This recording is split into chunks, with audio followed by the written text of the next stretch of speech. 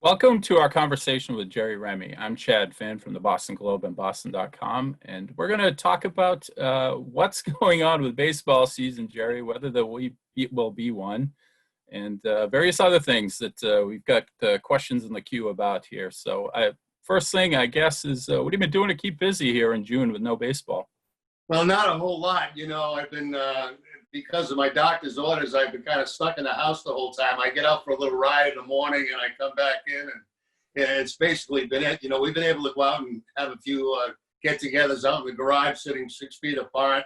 But other than that, not very much at all. I've just been sitting here and, watching Days of Our Lives, my favorite soap opera. And, that's pretty much about it. It hasn't been very exciting at all.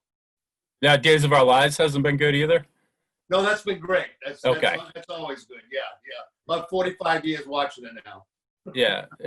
One of the questions we've gotten from quite a few different people is how are you doing? How's your health? And last time I saw you, we were down in Fort Myers, which feels like about 6 months ago right now, but it was actually in February, and you said things were going really well. Yeah, same thing. Things are going well. When COVID hit, I get treatments every 3 weeks, and I had to take a couple of sessions off because of the COVID. But I've since been able to get back for a couple of sessions. As a matter of fact, I've got one on Friday coming up, and things are really good. We had my normal CAT scan, which I take, which was very good, and the treatments are going fine. So I'm feeling really good. I mean, this is as good as I felt in a number of years, and it's been over a year since the last time a cancer showed up. So, whatever program they got me on now is a very good one. They've actually got me on an immunotherapy program, and they set up a vaccine that really just attacks my type of cancer, my kind of tumors, and it's been working. So, it's been a great program, great trial program that I've been in, and the results have been fantastic so far. So I feel really good about it, and the doctors feel really good about it. So it's kind of taken a lot off my mind, really. It has, because things are going very well. That's great to hear. And with the good health news and the point we are in the calendar, where in June you're usually deep into the baseball season, you must kind of have that itch now to get outside and get over to Fenway Park and be in that routine you've had since you became a Red Sox broadcaster in 1988. It must be really strange to be in these circumstances right now. Yeah, it really is strange. It feels very much like an extended off season, which we're doing stuff now that we're not supposed to be doing. We're supposed to be at work, and we're supposed to be bringing Red Sox games into the homes of all the fans around New England. And that's what we enjoy doing. That's what we want to do. But unfortunately, with the COVID thing and now the negotiations between the owners and the players, that has not become available to us yet. And so I keep waking up every morning hoping that there's some kind of news that breaks where it at least gives both sides something to talk about, and maybe we can get a little bit closer to playing some baseball. I still think we are going to play some baseball. I just don't know when. I don't know how many games it's going to be, what it's going to look like. I know there'll be no fans at Fenway, obviously, so it's going to be a totally different atmosphere than what we're accustomed to. But, this is what we do for a living. This is what we enjoy doing. It's what I enjoy doing, and I miss it very much. It's like, enough of this long off season. Let's get to some baseball and let's go. Yeah, it feels like it really never got started. It's hard to believe we were actually down in Fort Myers this year, because it feels like, to me, like nothing has happened. Like we've been waiting since the end of last season for this one to begin again. I agree with you. I was down in Florida for about 3 weeks before we had to come back because of the COVID, and I only did about 4 or 5 games down there, and it was, I really didn't get to know the team very well. I was looking forward to seeing guys like Verdugo play and see what he looked like, and we never got that opportunity because he was hurt. It's hard for me to remember, the players that we saw down there at this point, because we didn't see them very much at all. So, right. Once this finally settles, which we hope it all does, there'll be another kind of mini spring training, and we can get used to seeing, what we're going to be seeing for whatever kind of regular season they have. I mean, it's so crazy. It's so up in the air. You just, I talk to Eck a lot about it, and we're baffled. We go back and forth on it. We don't know, what anything's going to look like right now. So, but we're still hopeful. I mean, another proposal was made today by the players.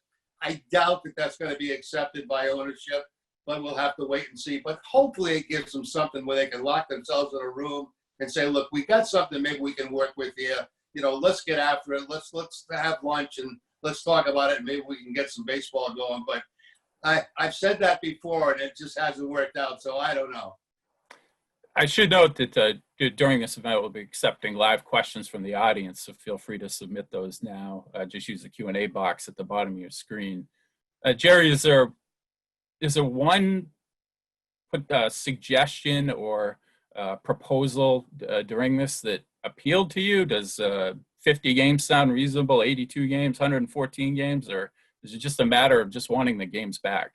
Well, I think it's gotten to the point now where I just want the game back in some form or fashion. And, if it's going to be a 50-game schedule, which looks like could possibly happen at the end, it's going to be bizarre. There's no question about that. But what might help that is an expanded playoff and really get creative with the playoffs and make that something that the people can, enjoy and actually get appreciate, But I read this morning whether the players won 89 games. I say that's great. That would be terrific, but that's probably got to be rejected. And it keeps going back to those 50 games. And that's not much of a season at all. It's if you go 0-7 to start the season, you're probably out of it already. So it's more like a sprint than a marathon, like baseball usually is. So we'll have to see how that goes. But I think that the big thing is if they get back on the field, how they develop the playoffs to make the playoffs interesting for a lot of cities involved. It seems like that playoff idea is something they've wanted to push through for a while, where you can get a few more teams in, have another wild card game. Is that beneficial to the Red Sox? I mean, sort of the consensus this year was that they were going to be maybe a 500 team, maybe a little better than that with some luck, but not the surefire contender that they've pretty much been since the turn of the century here. Do you think a shorter schedule like that, if the owners do push through a 50-game schedule, would have some benefit to Boston? Well, all you got to do is look back a year ago where teams were after 50 games, right, and where they finished. I mean, anything can happen in a 50-game schedule. And, anybody can get hot. And all of a sudden, you get 25 wins and you're looking pretty good. You're at least going to be a 500 ball club. And a 500 ball club may find its way into the playoffs. So it kind of throws all the preparation of the offseason and how you built your teams and what you built them for and who you're going to be playing against. It throws that all out the window. It really does. And it comes down to, what guys have been staying in shape, who's best ready to come back and play at a high caliber rate. And I'm sure most of the guys, they always go through this period where you leave spring training when something like this happens and you try to stay in great shape and you do all the baseball activities you possibly can. And the longer it goes on, that seems to tail off. And I think the guys that have continued to work out and the guys that have continued to stay in shape are going to be much better off to start a very quick season, because from what I'm hearing, they're only going to have like a 3-week spring training. That's not very much at all. That's not much at all, and especially for pitchers, so how much they've been able to throw in this time off is going to depend on, how far they can go in games and, how much live pitching is hitting going to be able to see before the season starts, 2 weeks of it. Are they going to be in a squad games? Are they going to be – there's so much to be decided. And I would be uncomfortable as a player not really knowing right now, but I would be trying to get myself in the best possible shape that I could get, and baseball shape, because – once they start, this thing's going to happen very quick. It's going to be so strange. It seems like it almost lends itself to injuries, first of all, especially for pitchers. It just seems like there's no way you can fire up and be ready to go after 3 weeks. But even the hitters, I mean, the cliche is they're always behind at the beginning of the year anyway. And then you look at a guy like JD Martinez, who sometimes he doesn't hit his first home run in spring training until 4 weeks into it, and is traditionally a slow starter. Now he's got to come out of the gate and be JD Martinez right away. It seems like it's an awful lot to ask. It is, but it's going to be like that for everybody. So, it's, a lot of these guys now, they have their own batting cages built in their house, and they've got their, their own stuff that they're able to work out with, their own weight rooms. And so, they've got those advantages of having the ability to at least do something, and I don't know how many been able to get outside to do stuff and do baseball activity outside. I have no idea, but that'll soon be obvious once they come back.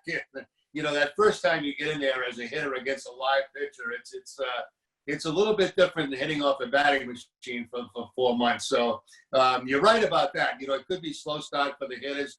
And pitching wise, it could be a situation where we're going to have a bunch of openers. You know, it's going to be a league of openers where a pitcher's going to go 1, maybe 2 innings. And here comes the next guy for a couple of innings. And it's going to be wild. It's going to be like something we've never seen before. And, you know, I don't know how it's going to play out. I really don't. But, you know, just personally, I just want to see baseball. I mean, I just want to do a baseball game, and then we'll figure out how it's going as it's going and try to make it as interesting as possible. You were with the Sox in '81 when the strike hit in June of that year, and you guys didn't come back until July. What did you do after that to get prepped when the game started up again? And that season ended up with 2 split seasons, more or less. Right. That's exactly right. We had, we started off, as I was talking about, we got a field in Lexington where a lot of the guys would go to work out. And then it became to a point where, you know, it just didn't look like things were going to happen. So guys decided to go their own way, go back home wherever they lived. And, you know, so it was basically left to doing nothing. And then when we came back, I remember, I think we had, if I'm not mistaken, we had 3 exhibition games against the Montreal Expos, I believe. Yep. Yeah. And we played, those are the only 3 games that we played before going back to the regular season. But they did make it 2 halves.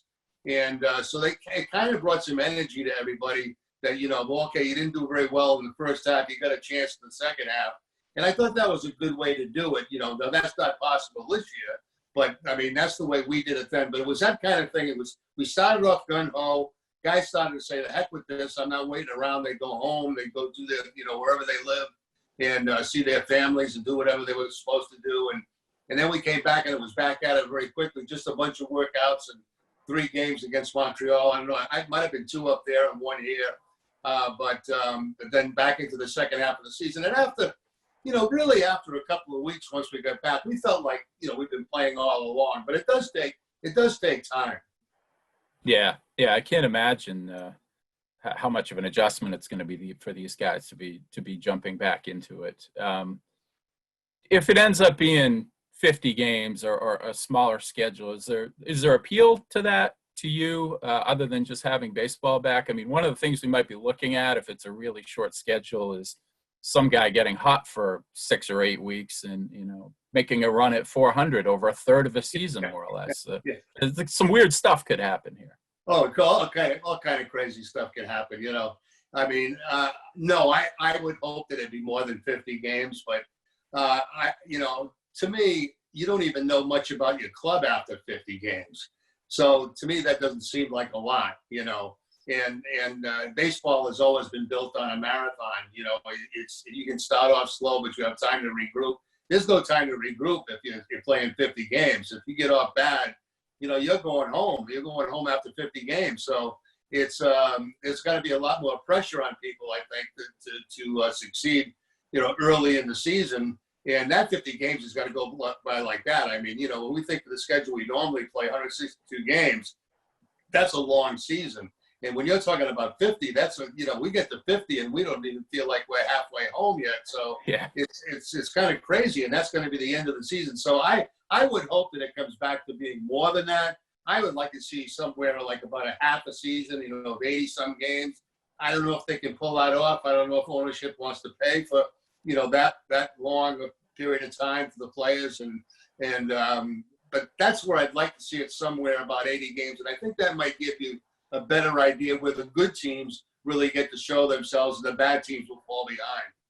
Yeah. 81 makes the most sense. It's half a season. You know, your guy hits 18 home runs, you double it up and you think he hit 36. But it seems like it's going to be on the shorter end. And you think back to like the Billy Beane thing and the Theo Epstein brought it with him here to the Red Sox, where you kind of look at the season like the first 54 games are figuring out what you have. Right. The middle 54 is fixing your team, and then the last third of the season you make your run. And right. Now 54 games, you're in the first round of the playoff so in a Right. wild card or something. You know? Right. Yeah, you're like the 19th Wildcard team or something, whatever it's going to be. But Do you like that increase in the wild card and adding a few more teams? I do. I think it keeps interest around baseball, around the country. I do. I mean, I don't want to see it go crazy where everybody gets in the playoffs, but, I think that they could add that. And I've never liked the one-game wild card playoff anyway, because I don't think that's fair. I think, teams that finish, a lot of wild card teams finish with 90 wins. 99 wins, 100 wins now. And the fact is, you got one game to show your stuff where you go home. I just don't like that. I like to see more of a 2 out of 3 or a 3 out of 5. And I think if they get to the playoffs this year, whatever format they have, I think it will be more of a 3 out of 5 type of series, which is fair.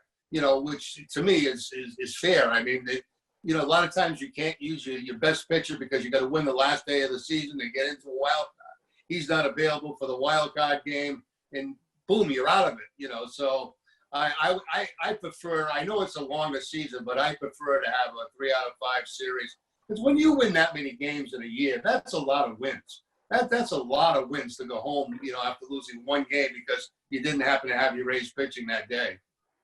Yeah, it used to be too much in favor of the wild card team. It was an even playing field for the team that won the wild card and the team that won the division. And now it's a little bit too stacked against a wild card team. I mean, it's a long season for them too. Making the playoffs is an achievement, and to go out in one game, it's a little too abrupt. I have to ask you this. This question's come from a lot of readers. Have you been paying attention to the older games that the networks have been showing? NESN's showing a lot of Pedro games this week, and the 78 playoff game, I think MLB TV showed it 10 times in the first week of this. So yeah, I watched it once, and I said, okay, I've seen it again, and I said, if things change and my ball gets by Piniella, then call me and I'll watch it again. But it hasn't changed, so I'm just tired of watching it right now. And quite frankly, I haven't watched much of baseball at all. I really haven't. I've been kind of hooked on Larry David, on Curb Your Enthusiasm. I'm running through those programs right now. I can see that. Yeah, but I don't know. There's just something about going back and looking at games that even I've done, because I can't stand to listen to myself, so I don't like to watch them. I don't like it. So I've seen some, but I haven't seen a lot. I'm not glued to every game that comes on. But I did see the 78th again. And you know what struck me about that game is how fast paced those games were back then. Unreal. Compared to what they are now. It's amazing. Pitchers got the ball, they threw it. Hitters were in the box. They never took one more than 1 foot out of the box. It was just play the game, bing, bing, bing, and it makes for such a much more interesting game. It seems so simple just to do that, but it's Nomar's fault for adjusting everything when he first came up. Everybody copied that. Yeah, but, he started it, but boy, as it got carried away, and I'm all for making some adjustments in the game. I think they have to do that. I think we're losing young people regularly, and they always talk about the demographic, and you're not doing well in this demographic, and it's understandable. Well, we're living in a different generation right now, and sitting down for 4 hours to watch a baseball game is an awful long time to keep somebody's attention when they can go to their phone and they can do whatever they want, and check on it like every 5 minutes or something. So it's very difficult, and I think baseball has got to go up with some major changes, to make this game more popular with everybody. Because I feel doing a game now that if I get out of there in 3 hours, I've really had a fast game, and that used to be a long game. We used to play in 220, 225, 230, 245 was a long game. And, I would start games at 7:30 at Fenway Park, and by 11 o'clock as a player, I was home able to watch the highlights on the news. Now if I get home from the news, I'm lucky, just from the time that we spend at the ballpark. So I think baseball's really got to get on top of this thing. And I'm all for a pitch clock. I'm all for that. Making hitters not be able to leave the box, leave 1 foot, leave the box. And let's go. Let's play baseball. Let's get it going, So, but that's what hits me when I watch the older games, how fast they were. And it was good baseball. It was an entertaining baseball. Like that playoff game, even though we lost that game, that was a great, great baseball game to watch. Unreal. Yeah. When Rice hits that ball in the ninth inning, I still think it's going out every time I watch that. Yeah.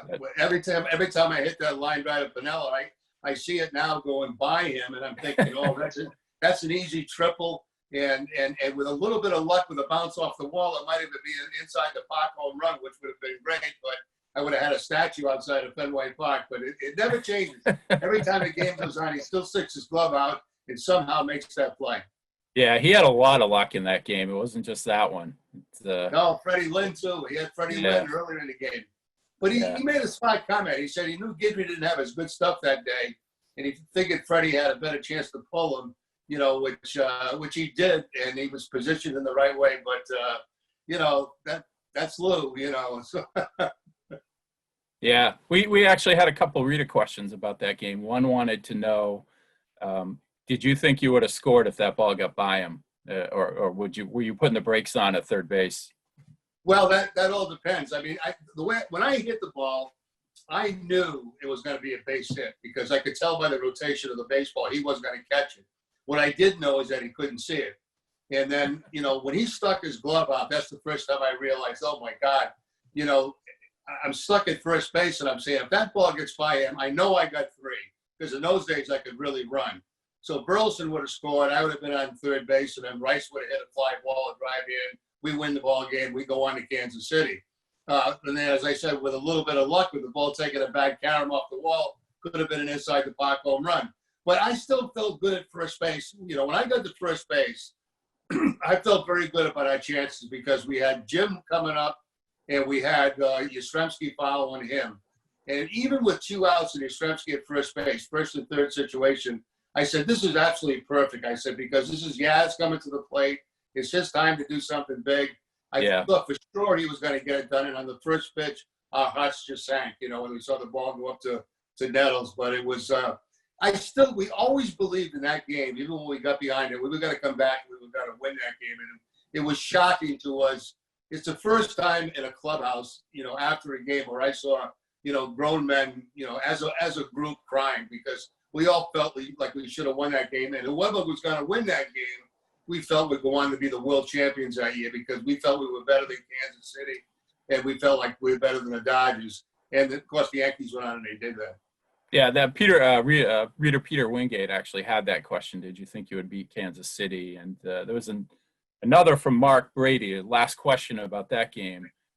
You guys, you said Guidry didn't have his best stuff in that game. Yaz took him deep. Guidry had a phenomenal year, but it wasn't quite his best performance that day. But he was asking about Gossage later on, and Mark wanted to know in the ninth inning when you guys were rallying, did you have Gossage in your pocket? Were you sort of able to time him a little bit because you were right on him and Yaz just missed his pitch on that pop-up? Yeah. Did you think you guys had him? Well, we thought we had a good chance because he was on his third inning of work, I believe. I think he came in the seventh, pitched the eighth, and we had him in the ninth. And he was on fumes because if I could pull Gossage in those days, that means he was tired. He wasn't throwing quite as hard as he normally did because I used to get a lot of ground balls and shortstop against him. But he gave me a couple of pitches in that game that I could hit and pull. And so, what made me very proud too is the fact here's a Hall of Famer, Goose Gossage, and he actually said one day, he says that's the most nervous he's ever been in any game that he ever played. Yeah. Imagine all the games he's played in World Series games and playoff games, and he said that was the most nervous he's ever been. So, I was happy to hear that because it made it feel like he was up against a formidable opponent. Yeah, that to me that's still the best game that's ever been played, even though that was as a kid. I agree. People always ask me that. They say, "What's the best game you ever played?" And I say, "Well, unfortunately, it's one that we lost." But it was such a magical day. It was a beautiful day at Fenway. It was the two best teams in baseball going at it. It was so well played. The crowd was electric. I mean, I was so nervous. Everybody was nervous in that game. I don't think we ever settled down to not being nervous in that game. Usually, after a couple of innings, you settle into a game. But I think everybody's level was so much higher that day. And I remember driving home because we had to pack our bags. if we won, we were going to Kansas City. And that drive home with your bags was just unbelievably depressing, you know. All of a sudden it's over. It's over.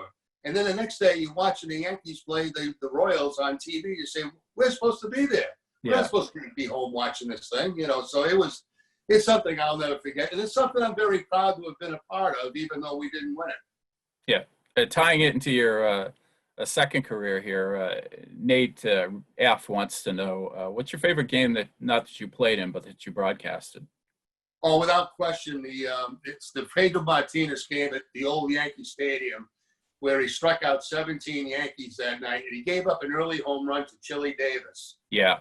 And then after that, they had absolutely no chance against him. It was the most amazing pitching performance I've ever seen. Better than no hitters that I've been involved in as a player and also as a broadcaster. It was better than that. And once he gave that home run up to Davis, they were done.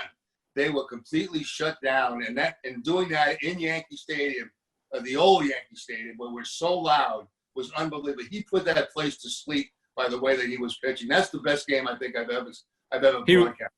He was their daddy in that one. Yeah. I still think Davis had his eyes closed too. I remember the replay on Fox. Might have been Nesson that he looked like he couldn't see the pitch when he swung. He just got kind of a gift there. I don't know. Yeah. Well, whatever. But he shut him down the rest of the way. It was unbelievable, and they were a good team. They were a good offensive ball club. That's a heck of a statement for you to say, though. You were with the Angels with Nolan Ryan, and it was racking up no hitters, and Tanana was there, and it was better than all of them that night. I played behind one of Nolan's no hitters. It was against the Baltimore Orioles.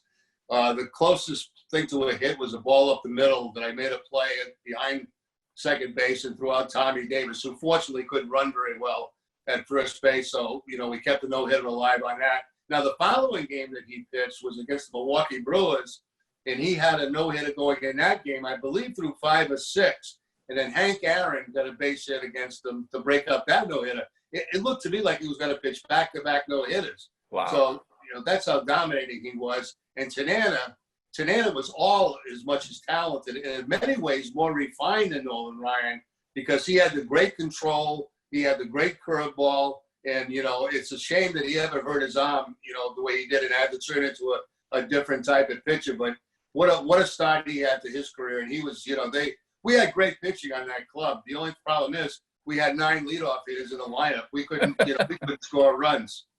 I was joking with you before that we were going to spend this whole time talking about the 75 Angels team that had 55 home runs all year.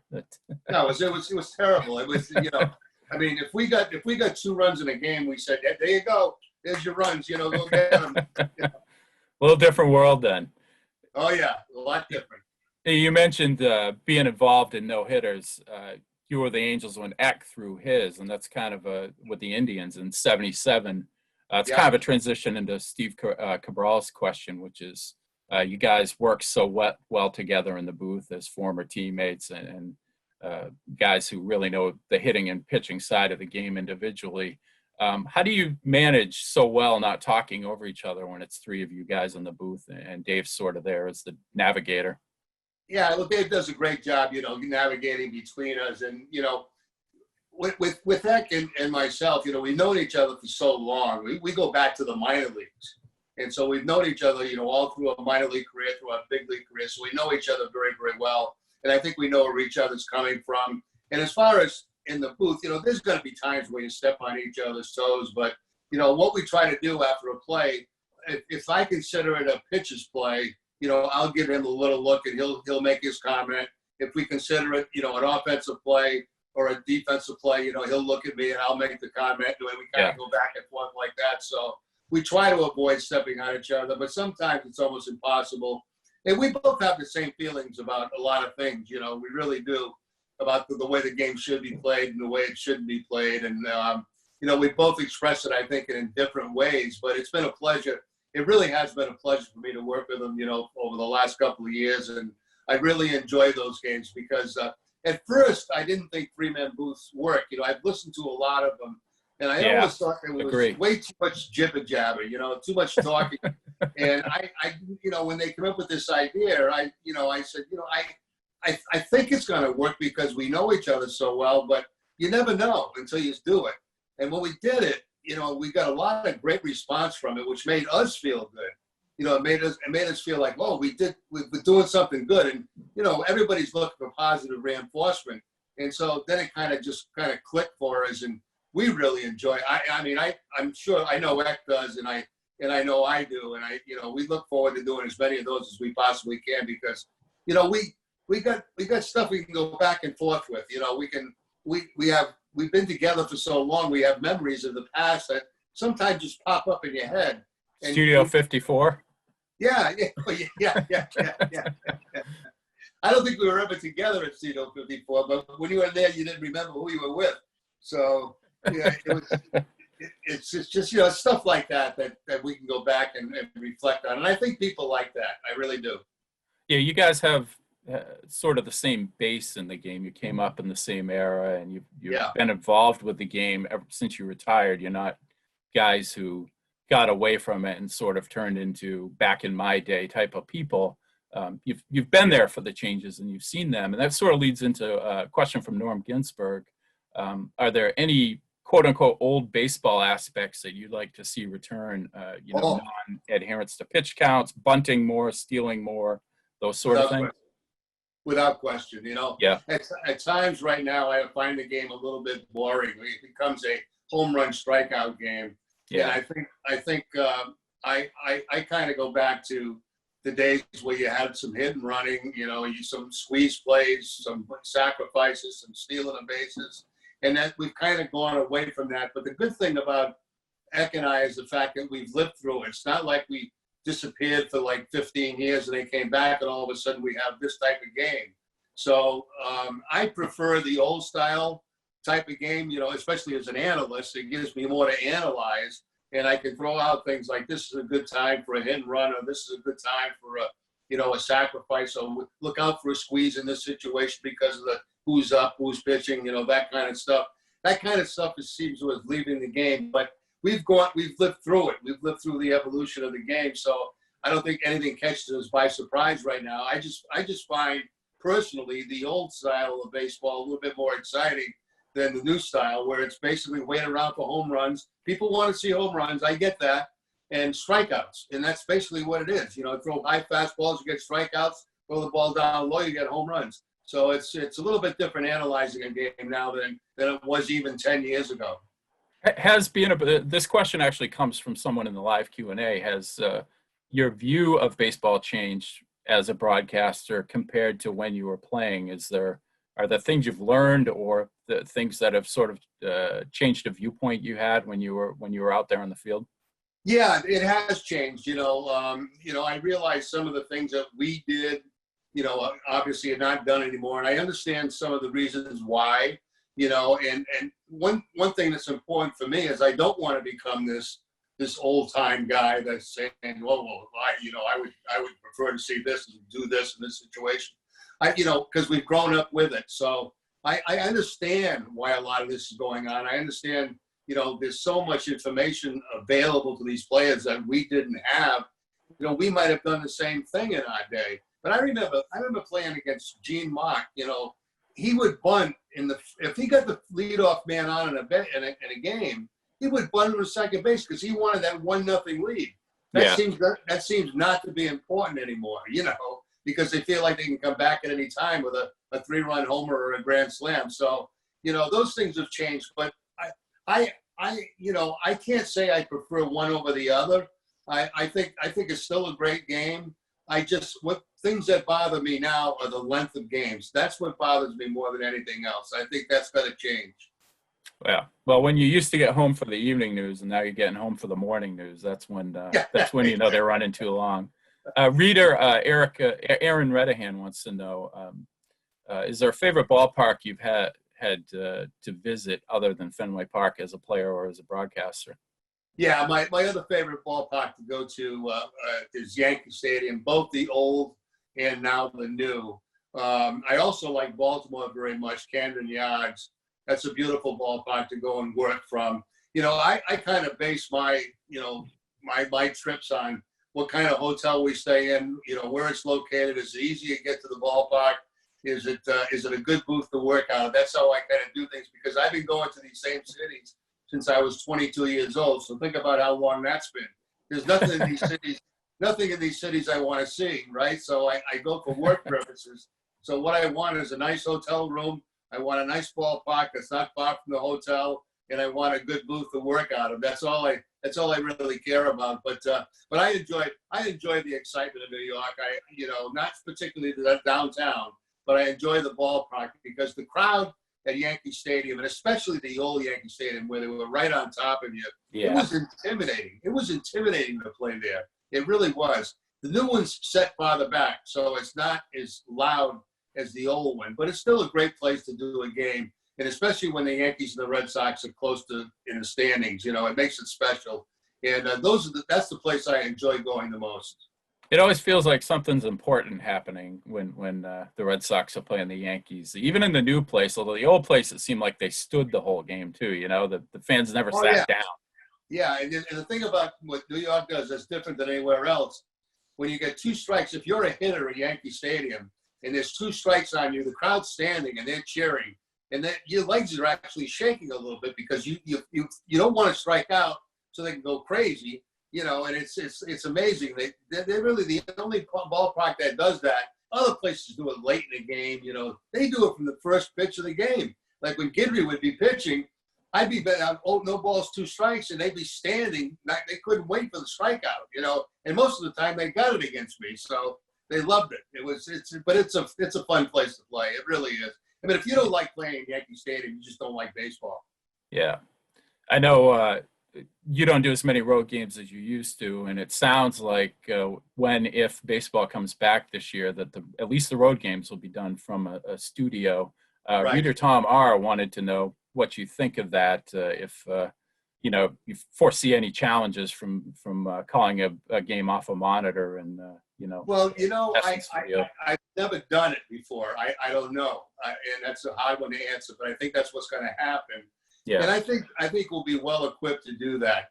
Because I think the way I do a game is I look for the pitch. I look at the monitor, and when there's contact, I go out toward the field.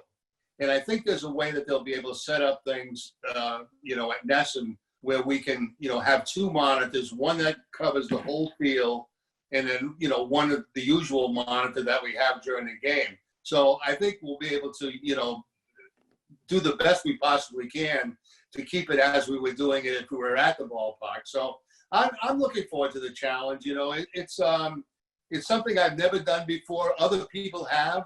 I've talked to Dave about it. He's done a game from the studio, and it was fine with him. So I think it'll work out just fine. I think with the strangest part is going to be no noise, no crowd noise. But hopefully they go with this thing that they're talking about now, where they're going to mic up some of the players. And I think that's great. I think that the more you can hear from the players and strategy and stuff like that, I think makes it more entertaining for the fans. So even without the crowd noise, you may hear some things from players that you've never heard before, which, maybe I think they may find very interesting. I know I do when I watch other sports, when I watch football or I watch hockey and basketball. Watching the Jordan episodes, for example, hearing things that, I didn't know about. I think that's great. And that excites me as an ex-athlete, an ex-professional athlete. I think if we can do that for the fans, I think that'll be a plus. Yeah, they better put it on some sort of delay, because kids might end up learning swear words that their parents don't even know. Without question, there'll be a delay. Yeah. We better not make any mistakes about getting it out, because that'll be the end of that in a hurry. Yeah, absolutely. Just one last sort of question that's come from a bunch of different people. People want to know if you think there's a chance Mookie Betts comes back to the Red Sox as a free agent. And along the same lines, do you think there's a chance Alex Cora returns as manager after this season? Those are very good questions. And, I wish I had very good answers. But can you imagine if this whole season goes by and Mookie Betts doesn't play one game for the Dodgers? And I think his value will probably go down, right? Because there's been no baseball. How can it possibly go up? So is it possible that the Red Sox could re-sign him again? Maybe. I mean, it's not out of the realm of possibility. As far as Cora goes, I've read some interesting comments on him, where he said, well, maybe I won't come back to manage. Maybe I'll do something else in the game. Now, I know he's always wanted to be part of a front office. Would that be in the plans? Would television be in the plans for him? Because he's done TV before, But I think once he gets that feeling of managing, in his system, I think that's tough to get rid of for a while. So I think anything is a possibility, Chad. I really believe that, I mean, how are you going to be able to prove on such a small scale this year whether you're equipped to be a manager again the following year with a whole total different group of people, probably, You know what Cora can bring. And so I think there's a possibility that could happen. These people love him in Boston. They, the Red Sox ownership, everybody, all the players especially love the guy. And so there's a distinct possibility that could happen if he wants it to. So, we'll have to wait and see. I can't answer either one of them. I don't have, that kind of knowledge right now, but it's possible both those things could happen. Yeah, I was impressed with the way Renicky handled things in spring training, but yeah, Cora he was a perfect fit in so many different ways. And even with the frustrations of last season, I mean, you have to look at the guy and say he did a tremendous job in his 2 seasons here. He did. He's like a father to the players. He really is. They, especially the Latin players, they look up to him so much. He spends time in the clubhouse talking to everybody. He wants to know how everybody's feeling. He's the complete opposite of many of the managers that I've had to cover here. He really gets involved with his players, and so he knows exactly what they're thinking, when they need a day off, when they can go, when they're feeling good, when something might be bothering them. I mean, he's excellent at that, and he's always upbeat. He was always upbeat, no matter how bad things were a year ago. He was always upbeat that this is going to get better. Now, all managers are like that, but he was sincere about it. He honestly felt that, yeah, we're going to get better, and we're going to be in the playoffs before this is over. So, those are two great guys you bring up, Cora and Mookie, of course, and he's been one of my favorites since he came to the big leagues. Yeah, everybody loves Mookie. Last question. It comes from a live viewer. They wanted to know, which players do you think would be a best fit to have success in this shortened season on the Red Sox roster? Probably somebody like Bogarts or Devers, who is young and productive anyway. Yeah, I would say both those guys, but you know what? You can flip a coin on this because you don't know, Sometimes it takes great players 25 games to settle into a season. Sometimes it takes them longer to settle in. We've seen guys go a month hit, $150 and end up hitting 300 on the season. So it's hard to say who's going to come out of the chute, good. But I would expect the same type of play from Bogarts. I would expect the same type of play from Devers. I have to think Devers is going to continue to get better and better as he goes along. He's going to get better defensively because he works hard at it, and he's still learning how to hit. If you can imagine that, he still is. So I would expect those guys to be very good. And they don't have to deal with that April weather anymore either. They can go right into June or July.